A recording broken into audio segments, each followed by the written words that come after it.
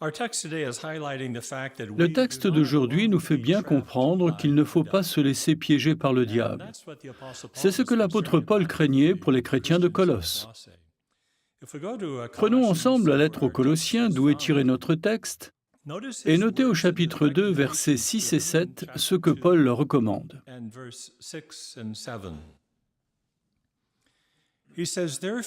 Ainsi donc, comme vous avez accepté Christ Jésus le Seigneur, continuez à marcher en union avec lui, enracinés, bâtis en lui et devenus stables dans la foi, tout comme vous avez été enseignés, débordant de foi dans l'action de grâce. Donc Paul les encourageait en leur disant en quelque sorte, « Soyez des chrétiens solides, enracinez-vous profondément dans la vérité, ayez une foi forte en Christ Jésus. » La semaine dernière, j'étais en Louisiane et j'ai essayé d'arracher un jeune plant de pacanier, une toute petite pousse. Vous avez déjà essayé? On ne peut pas l'arracher avec ses mains. Sa racine est si profonde qu'il faut se servir d'une pelle. C'est ce que voulait dire Paul.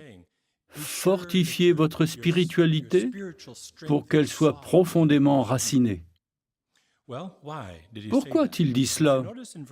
Remarquez ce qu'il y a au verset 4. « Je dis cela pour que personne ne vous abuse par des raisonnements persuasifs. » Il craignait que même ceux qui avaient une foi solide ne se laissent tromper par des raisonnements persuasifs et que cela n'ébranle leur foi. Quels étaient certains de ces raisonnements persuasifs? Le texte d'aujourd'hui les mentionne. Au verset 8, Paul dit « Soyez sur vos gardes. Il se peut qu'il y ait quelqu'un qui vous entraînera comme sa proie au moyen de la philosophie et d'une vaine tromperie selon la tradition des hommes, selon les choses élémentaires du monde et non selon Christ. » Que veulent dire les expressions philosophie et vaine tromperie? À l'époque de Paul, la philosophie grecque de Platon en faisait partie. Elle pouvait nuire à la spiritualité des membres de la congrégation. Et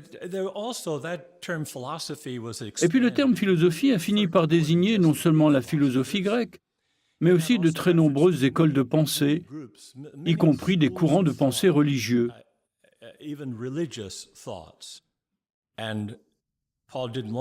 Paul ne voulait pas que leur foi soit ébranlée à cause de ces pensées erronées. Au verset 8, il parle du danger de se laisser entraîner comme une proie. Il ne voulait pas qu'ils soient prisonniers de telles pensées.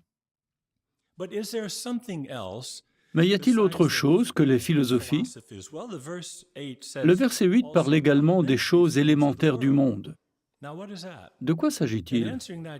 En réponse à cette question, la tour de garde du 15 août 2008, page 28, nous renvoie à 1 Jean 2, versets 15 et 16. Prenons donc ce verset. Que sont les choses élémentaires du monde? 1 Jean 2, versets 15 et 16 dit « N'aimez pas le monde, ni les choses qui sont dans le monde. Si quelqu'un aime le monde, l'amour du Père n'est pas en lui. Parce que tout ce qui est dans le monde, le désir de la chair et le désir des yeux et l'orgueilleux étalage de ses moyens d'existence, ne vient pas du Père, mais vient du monde. » Selon cette tour de garde, il n'y a pas que les courants de pensée religieux qui peuvent ébranler notre foi. Les désirs de la chair, les pensées immorales qui caractérisent ce monde peuvent aussi nuire à notre spiritualité.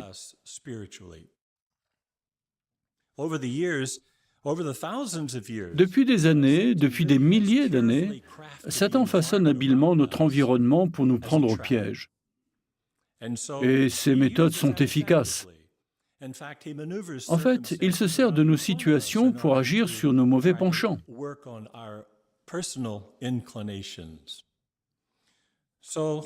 C'est pourquoi la deuxième phrase du commentaire imprimé de la tour de garde dit ceci. Nous pouvons éviter un désastre si nous décelons très tôt les tendances qui pourraient nous faire succomber à la tentation. Un désastre? Mais quel désastre? Souvenez-vous que Paul a dit en Colossiens 2, verset 8, de ne pas se laisser entraîner comme une proie. Une proie, c'est exactement ce que Satan veut faire de nous. Il veut nous prendre au piège. Vous connaissez l'expression « rechercher mort ou vif ». Satan, lui, nous veut vivants. Pourquoi? Il y a un verset intéressant de Timothée qui nous explique pourquoi le diable préfère nous capturer vivants. 2 Timothée 2, verset 26.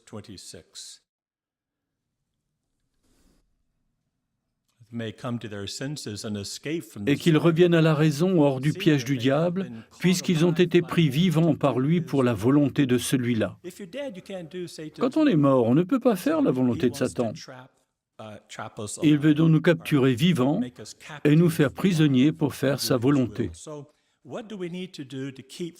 Que devons-nous faire pour ne pas nous laisser piéger par Satan? Nous avons vu qu'il faut déceler très rapidement nos tendances. Mais quel est le point de départ d'une tendance? Voici ce que dit la tour de garde du 1er août 1996 à la page 12 au paragraphe 12.